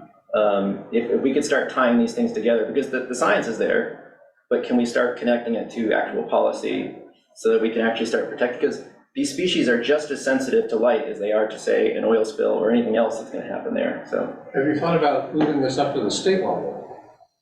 Well, MIT, I have to be a little careful. MIT does have a legal situation they're involved with. We have lawyers, and we're dealing with it as much as we can deal with it. I've gone before the zoning board. I'll be going back in a few weeks to give our recommendations. That's about as far as I can go in terms of what I can do. Because in this case, I'm wearing my MIT hat. But people who live in Groton should definitely show up to these meetings, because you have a lot more weight. That's the most effective way. We need someone in Groton who's a member who goes to the town meetings. And certainly we're going to be presenting more to the ConsCom, and we're having those discussions, because it's not going to end here. Like, every town in this area is doing 40B development, because frankly, we need affordable housing. And I'm not against affordable housing. We have to find a way to give people a place to live. It's just, when we do it, let's just do it so it doesn't negatively affect the nighttime environment. So, I mean, the IBM facility, I believe, is being converted into 800 units. There's another, I think, this is 45 units. I think there's another 200 unit development going in Groton. Pepperell is planning somewhere between 200 and 400 units. Every town has got this going on. So the key is get to developers early. It depends on the developer too. This is a different kind of developer. The other Groton developer, much more agreeable, different situation. So it depends on who you're talking to. The point is get in early. If you can get the design work settled early, then you don't end up in the position we're in. ZBA is not a friendly place to do business, let's put it that way. Okay, so what can you do? If you're not behind the 8 ball already, you can pass local regulations. So we just released this in the past week. This is the official Dark Sky, Massachusetts Contemporary Outdoor Lighting Bylaw. This essentially replaces the MLO, which is the Model Lighting Ordinance. I wrote most of it. It was also edited by Kelly Beatty and Glenn Heimiller, who actually did the streetlights here in Cambridge. And so we have this available on our website. I'd be happy to send this to anybody. This is meant as a general bylaw for rural to suburban communities. It's not meant for cities. And down the road, we'll come up with something for cities, but essentially it regulates. Excuse me, Somerville, where I live, next city over, has a dark sky policy. And it talks about all of this stuff. And I just recently saw the chairman of the Board of Selectmen, I was walking down the street. I observed from Somerville, I can see first magnitude stars, that's about it. And, so he's trying to find out right now, what do we follow? Because Somerville is going through lots of development. I don't know, like Assembly Road. Yeah, I do. So I live right next to that. Okay. So, and he asked me a question. If people just turn their lights down, would that have a significant effect? They said, absolutely. Yeah. I said, if everybody, and I'm talking about people that live in houses, if they shut their front porch lights off when they're not using them, that would have a profound effect. He knows that I'm an amateur astronomer. He has seen some of my pictures, and maybe that's bad because I've figured out ways of getting around this stuff. Yeah, sometimes I think that's the bad news of how accessible astrophotography is. That all these cool pictures make it seem like I this can is get possible around for anybody. But it's a lot of work. It is a lot of work and time. It's a lot of work. We know that. And I can't really see anything until I image stuff. Right. And if I had darker skies, I could do this a lot better. So feel free, pass this along to them if they're looking for policy. I also saw just this morning that Mayor Wu is opening up a zoning discussion for Boston. I think that's really exciting. And my hope is to send this to her office tomorrow and say, maybe even chunks of this could get incorporated. Yes, they're going to start opening that Somerville can. has that built into their zoning bylaws, but we don't know if it's being followed or being enforced with new construction. I've heard, we've gotten feedback in our chapter that it's generally not being enforced, but I don't live there anymore, so I used to, but I don't know exactly what's going on. And the way it's written is it's only on new lighting fixtures. Yeah. It's from the date of installation of the fixture, not the bulb. You follow that? I do, okay. So in other words, if you have an old fixture, no matter what bulb is in it, it's grandfathered, so. And that's what's tough, that's why we didn't bite off on cities yet, because you have to start dealing with breaking things down in zones, and it gets a bit more complicated. So we're gonna get there eventually, but hopefully they can at least use some of this stuff. I don't wanna get in too much, the only reason I included this slide today was because, for things like, sometimes people ask, where do you come up with these numbers like 0.1 foot candles, or 0.05, depending on, if you're near environmentally sensitive area for light trespass. That has to do with the full moon, and the average in New England is about 0.01 foot candles for a full moon. And so, we're saying 0.1, which is significantly above the light of the full moon. And anybody who knows a full moon knows you can like literally, hike in the middle of the woods and see fine. So that's, when people say like 0.1 sounds really small, that's going to be really hard to deal with. It's a fair amount of light. The other thing is I'm sure you've heard from Mario and Kelly, lighting legislation. There is still time to get involved. There's actually going to be a House hearing on October 31st for Halloween. We just had the Senate, it went really well. It's a joint committee, but they just happen to, because long story short, they have separate hearings now. So the House hearing will be on October 31st. We're hoping we can get a vote sometime after that. I think realistically, they probably won't vote until early next year, but we really want to have a good impression. So it would be wonderful if ATMoB could either write a joint letter or individual members submit testimony. Anybody can submit testimony. Anybody can show up on the hearing. Just note that if you want to speak, you only get 3 minutes. But it does 4 things. I'm sure you've heard a bit about this through the club, but it limits publicly funded lighting to less than 3,000 K. It limits uplight and overlighting. It limits the amount of light. And so this is all publicly funded. This is not what commercial or residential does, but this was sort of what we thought we could bite off. And one of the other things is this part here. This is the boring thing I never thought I'd want to understand, but tariffs. This gets to the wattage that I was explaining. So when you start dimming, you're getting down into the teens in terms of watts, okay? But National Grid is allowed to charge you a minimum of 25 watts. So what does that do? It disincentivizes, one, towns from dimming, because there's no payoff. So already, even though we're dimming down into 12.9 watts, we're still paying 25 watts. We're still paying that. And that's fine by the state, apparently. So this law would fix that. It would force the utilities to come up with dimming rates to charge you, just like you are at home, for what you're using. The crazy thing is the state has carbon targets, right? Yep. And this would like factor right into that. This is the low-hanging fruit. Yeah, exactly. You think about the other things. So when we do these efficiency hearings, there's like 20, 30, 50 other bills. And they're all about these giant subsidy projects, billions of dollars going to subsidize things like heat pumps and new furnaces for people and all these things that cost a lot of money and that we're all paying for out of taxpayer dollars. These things are already paid for and subsidized by the state, and then we're giving a subsidy back to the utility. I think that's a little crazy. And we're also the only state in the Northeast without light pollution legislation. So, Because we have an efficient legislature. very efficient. Mario's been at this for about 300 years now. It's also important, I feel like, to pick on your own home team. So I'm going to pick on MIT for a minute. Notice all of these lights that are on, and what time of day is it? 5 o'clock maybe? They shouldn't be, at the time of year that I was doing this, I think it was in fall, they really shouldn't be going on until like 7:30. So this is just an example, this is also light pollution. This is energy waste right here. And then I stuck around that night on campus, and this is also what you see.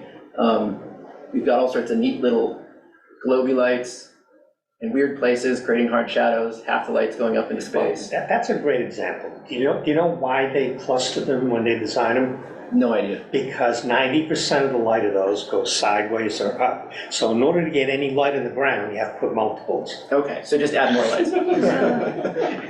Just keep hitting Whereas that. if you just turn them upside down, you'd only need 1 or 2 to get the same amount of light. Yeah. Increase your service interval. Let 5 or 6 of them burn out. Oh yeah, and this is I took this picture because all of them still have bulbs in them. I mean, there's other ones that have 1 or 2 or 3. And they're all pointing up. Yeah.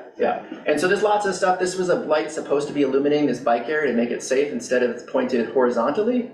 And then you can't see, if someone was hiding in the shadows, you'd never see them. And this really killed me because this is next to our astronomy building. And look at all these lights. Guess who's in there? Nobody. This is at 12 at night. There's nobody there. So this is another form of light pollution, right? So we have to do better. MIT, we're just about done with there's a building here now that's going in, our new headquarters for the climate pavilion. And this is what's in front of it, by the way. So what I'm hoping to do is take this picture now that they've sort of unveiled the designs, because they're going to re-landscape all of this. Use it as an opportunity to say, okay, now you've got this climate pavilion. why don't we fix the lights so we're not killing the climate right outside of the climate building? And so those are the kind of things you do. It makes people feel uncomfortable, but you have to kind of, be a little funny when you get into these meetings. Tell them you can turn one of those upside down and get rid of 9 of them. Seriously. I don't know where we are in time now, but I'm just going to keep talking until you tell me to stop.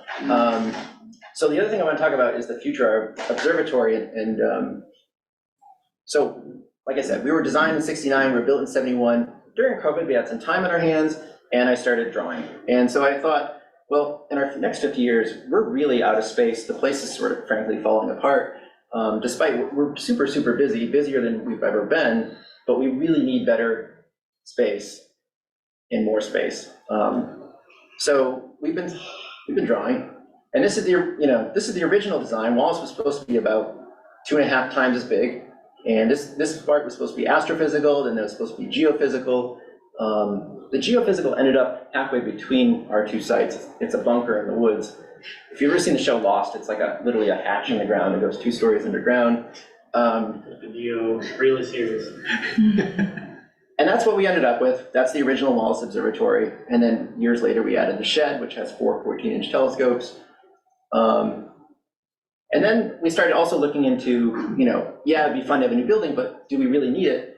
And then this was sort of interesting to look at, what exactly is our night use per year? So this is not necessarily number of nights, but night uses. So even if like 2 entirely different projects are running, let's say like one with, the new laser comm station we have, and one with, actual astronomy, those would be 2 uses.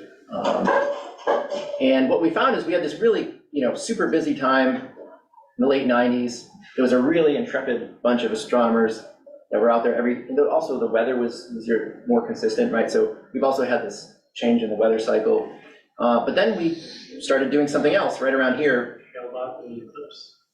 We introduced more automation. So we had a strong group of undergraduates coupled with automating our telescopes, which means we're observing even when we're not physically there. And so now we're using the site more, and we have more people taking our classes. So our classes over the last decade, enrollment is going up. In fact, we're turning students away regularly now. This year, I think we had about 30 students wanting to take our fall class. We can only accept 18. So that's a good thing, but we want to make sure those students can take our classes. So this is what we have now. Essentially, my office is here, the director's is there. This is our control room, our lounge area, our kitchen, our classroom, all in about 600 square feet or so. And we've worn that out. So it's also not ADA compliant, which is really important to us. We want to make it accessible to all. There's only 1 bathroom, which means even having events there is really difficult. We don't have enough sleeping space. We want to have, we had the first telescope automation conference. We'd like to start that up again, but we don't have a place to do it. We want to have, more future astronomers show up, but we don't have the bathrooms to do that. So I started sketching. This was our first pass. I thought I'd at least like an office out of this, but we want some entryway space. We want an actual classroom. We can have daytime seminars for local school students. I don't know if you've seen on the property, there's a new shed out there. This is the Click Shed. It is a laser communication station. It communicates with satellites orbiting in low Earth orbit, shoots lasers at them and shoots lasers back. And so we've gone through this whole process. We're actually down to the final step now, which is we've designed it and we are actively fundraising. And I'll show you some of the design choices. This is the basic design. This is the good choice, because there's no bad choices. So this is the smaller version. We at least get a classroom and a separated control room from the kitchen, which is essential. It's the outside view. Nice little overhang. So we just about connect to the Elliott telescope. So this is the Elliott 24-inch. This is the new plane wave. This is the Wallace 24-inch telescope. And there's our classroom, the shed out there. So the telescopes would stay. This is the better design. We get a little bit bigger classroom. We get a 2nd floor observation deck. So there's stairs and a little, see, this view is a little bit easier to understand. So you get a little elevator stairs that bring you up here, and you have a little observation deck. And this is the best design so far. This one has more corridor space. We have little museum entryways, exhibits and things, control room, more storage space, a nice, really nice spiral staircase entryway, a machine room, a more separated lounge, more resting area, so we could actually hold 6 students, so like 2 bunk beds per. So like a proper observatory. So for example, like this summer we had 7 full-time students, so literally they are there 40 hours a week at the observatory. So, you know, that's me plus my boss, that's 9 people, never mind visitors. So it's a lot of people living in a space. You do need your own corner, so to speak. So this is another version of the best design. So you have sort of a catwalk and an observation area. The idea with this is to get our spring class, which is the entry-level class, where we have them set up tripods, then we move them to basic equatorial telescopes, teach them how to polar line, do basic astrophotography. We're doing that essentially in the dirt, right? We want to get them off the ground, have a stable platform in some place that makes sense. So that's essentially what we're fundraising for now at this point. We're plodding along. I don't know exactly the timetable. If you know anybody who might be interested, one of the options is that as MIT does, what's realistic is probably we're going to have to demolish the whole original building. We'll leave all the telescopes in place and continue operating classes outside until the new building's built. But in that case, we would be renaming the observatory, so there's also a naming opportunity. And the other thing we're looking at, this was part of a grant, but we're still sort of holding on to the idea because we like the idea.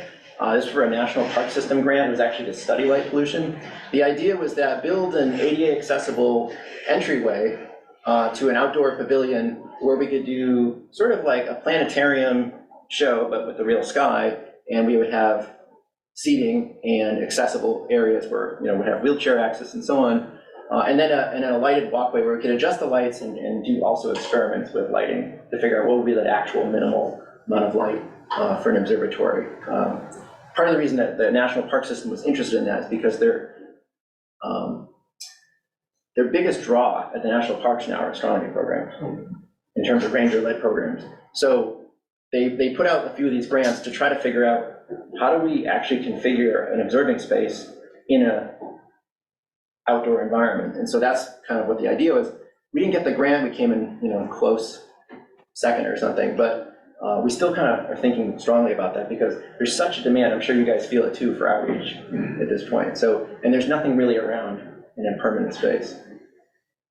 The final thing I want to talk about, and this is what involves you guys, is our autonomous observatory. So I think some of you have probably seen some of my talks about this. We've been trying different programs and different configurations. We were trying ACP for a while. Let's just say it didn't pan out. But I think we found this past year what we're looking for. So we've switched some equipment. We've also switched to a different observing package called Voyager. It's been running pretty darn well, I have to say, especially with some of the newer versions, the newer builds.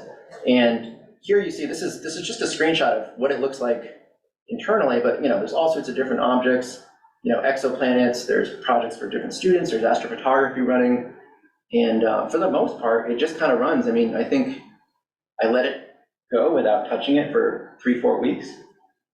We have lots of redundant weather sensors, which makes you feel a little bit safer about it. But in the spring, once the class was done, we happened to get contacted about something I normally don't care about, which is supernovas. And I said, hey, you know, we've got the time, this telescope can do it, let's see what happens. So we did 4-color photometry, Sloan filters G, R, I, and Z, and we monitored that supernova for a few nights, and we got a little mini publication here, this telegram, and we said, geez, you know, this seems to be working out. So even things maybe we don't necessarily actually study, we could collect data for and then send it. So this actually went to the physics department side of MIT, and they were super excited because they care about supernovas, because they're more the astrophysics side of MIT. But mainly what we're really interested in is for automation. This is sort of why we built this up so much, is the test follow-ups. And this is where I think ATMoB can work with us. So now you have your own 17-inch. I know it's running ACP, which is fine. But we could do potentially things like some of the calls for some of these targets of interest would call for 2 filters because they're looking for things like chromaticity or, various, trying to like eliminate, pollution from, say, a close binary or something like that. And they need simultaneous observations in 2 different filters. And my thought was, what if we tried some night, so we actually have one of our students built an app that actually pulls from the test site every day, and it pulls the best object for our area to observe with the deepest transit, and it has a bunch of qualifiers. And then it also gives you an estimated exposure time, because that's kind of the pain about doing light curves ahead of time is you pick an exposure time. And so we've come up with a predictor system, and it gives you an object and coordinates and what the exposure time is. And my thought was, what if we observed with our 24-inch, say, like in Z prime, and you guys did like G prime, which is, 17-inch, that would sort of balance things out. And we could try submitting together a light curve in 2 colors. And I think that'd be pretty cool.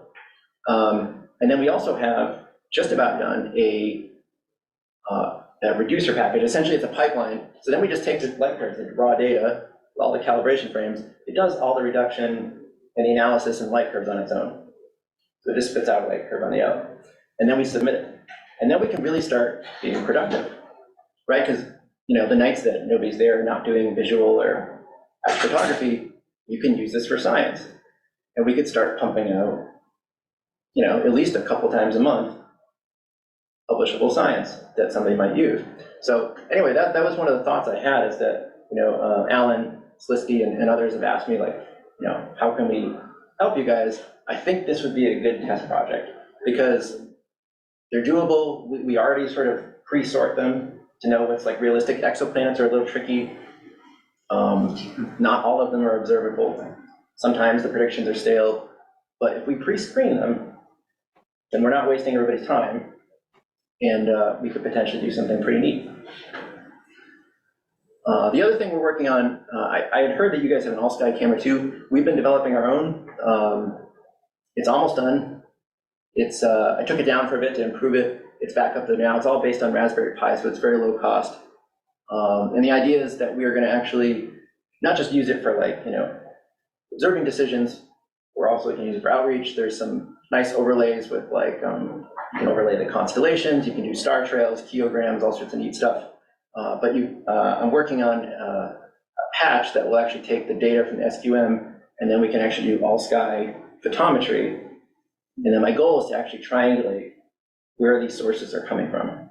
So I've already got about 3 built, and so literally I can start pumping them out. We have a 3D printer.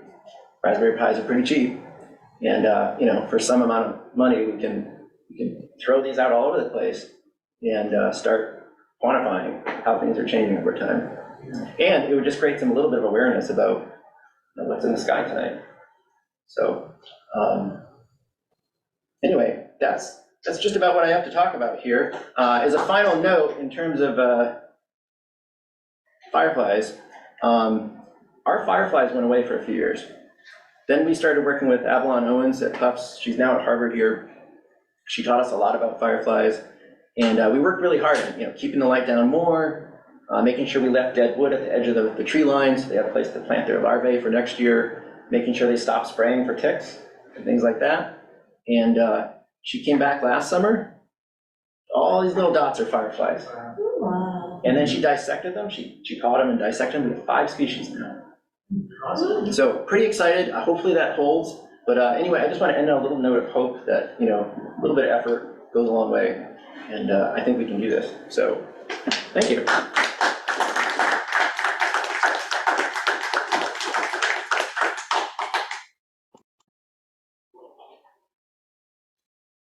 So I'm happy to answer any questions, or if you also want to go home, I understand that too. Those are my 2 emails. If you want to email about work stuff or science, my MIT one is preferred. But if you have like dark sky stuff, like policy stuff, email me at the Astro Brothers one. Yes. A quickie comment that I believe incandescent bulbs last longer if you burn them face down. thereby the motivation for those balls being face down instead of having an inverted. Really? From way back. But we still have a bunch at Wallace. Well, thus the light at the MIT. There's no question, I'd like to thank you. That was a phenomenal talk. It's a lot of excellent information on very practical guides and how to approach this and actually make good progress with your local town. Be the change you want, like you said. And a lot of these documents will be available on the it's not IDA anymore, it's darksky website. So, and if you want to, talk about any of it, feel free to email me. How accurate do you think the source discovery with your camera is? So, sorry? To triangulate light pollution. We don't know yet. I've got one that I literally put some finishing touches on this morning. That one you saw was sort of a prototype, and they should be able to clone them pretty easily. So I'm hoping this fall to get a few out there, and I think it would start on the property. Like I was even thinking, like if I put one in ATMoB and then one up the haystack, we could at least try to can we triangulate some individual sources? Even if we just put them up as somebody with a light on a stick. Could we see something? Put a 7-pin interface on it. Sorry? Put a 7-pin interface. Yeah, there you go. So we'll see. I'm not the only one who's trying this. There's other people trying it in different ways. My other thought was maybe we could use them to actually track the fireflies and count them. So that was another thing that sort of inspired me when I was talking to Avalon, was like, geez, she's trying to count all these things. Like maybe there's a better way to do this. And we have some ideas, but this is what I do in my spare time. I can't think of a place that's actually re-attracted fireflies. Usually when they're gone, they're gone. So I'm impressed. Well, she did tell me, just to not,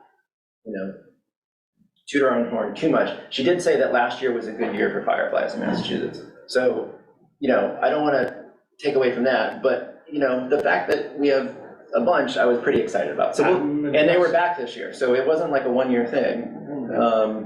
So we'll see. We'll see how that goes. The trick is to get the other side of the property, right? Not you guys, but you know what I'm talking about, these radio guys. And the Lincoln Lab part, because the other idea long-term I was thinking is, this wouldn't take much. Like we're talking about 20, 30 lights maybe to fix. We could potentially get the first designation in the state as a dark sky, not a community because we don't have a policy, but there's certain levels of dark sky places, and there is one that you don't need to have like a 21st magnitude sky. So we could potentially actually get a designation. We just need to fix, if I read the rules correctly, like 20 lights. And at least have a policy going forward that we're not going to do bad things. I floated the idea, it's always a battle, but you guys already had a success story, right? You got one light fixed. No one died, right? So yeah, that's a good data point. No one died, light change. So if we could clone that, maybe we could just start, because that would be a really great thing when a town does something. We can say, look, we're a dark sky place. They don't want to mess that up, right? I will mention, last week I gave a talk to the Houston Astronautical Society. It went very well, and there were a lot of people on because they invited other local. But Debbie Moran, who's a real firebrand down there, just contacted me the other day. She spoke to someone she knows who's now the head of a nationwide police association, police chiefs. So she's wants me to speak. They're going to have a conference, and I'm going to speak to them. Excellent.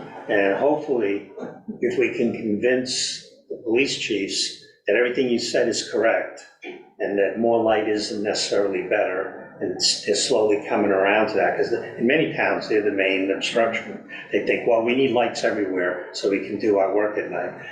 So if we can change that attitude, hopefully that'll lead to less resistance.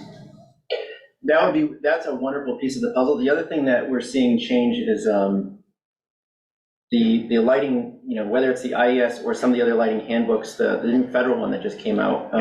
Leo was just explaining to me that I knew about the research, but they've actually incorporated it into policy now, which is to say that their latest handbook actually for years of fighting me, since the AMA report, actually is very close to what the AMA recommended in 2016. Of course, they're now 6 years behind the times, but it's okay. As long as they They're get there, moving in the right Mario. direction. Yeah, we're getting there. And, now there's also a thing about, do we even need streetlights, period? So there's actual real research, and now this is in the federal handbook, that I think it's if you're below 30 miles per hour, you don't need streetlights because headlights are so bright now. So think about that. We're retrofitting things that don't even need to be there in the first place. They were there because the electric companies needed to keep the turbines turning in the middle of the night, right? I mean, a little known fact, why do we have streetlights? Because in the 1950s, we had coal power, and you couldn't shut off a coal plant at night. Right. So the power companies went to streets, to cities and said, we'll give you free electricity at night. We need an electric sink. right. Everything got illuminated, and then people grew up thinking, well, that's the way it's got to be. Prior to the fact that we had coal plants, no one had streetlights, and no one cared. Yeah, and new developments, unless they put them in privately, don't get new streetlights. No town I've talked to has added a streetlight other than like maybe one or two at a dangerous intersection since the 1970s. Well, New Hampshire's better because they're cheap, and they don't want them anyways. Yeah. So, I think we're getting it. We're getting where to go. We've got to get out there. So my hope is to reproduce this. Sure. Thank you. Thank you for the tremendous amount of effort you've been doing. It's excellent results, very encouraging. It has been a lot of it. But I'm starting to get a little bit more optimistic where we're going. Well, nice to meet you. You're fine. Just want to thank you again so much for speaking with us. Thanks for having me. And I'll be gone. With that, I'll officially close the meeting. I'll do like the. So, Okay. thank you all. Keep you informed.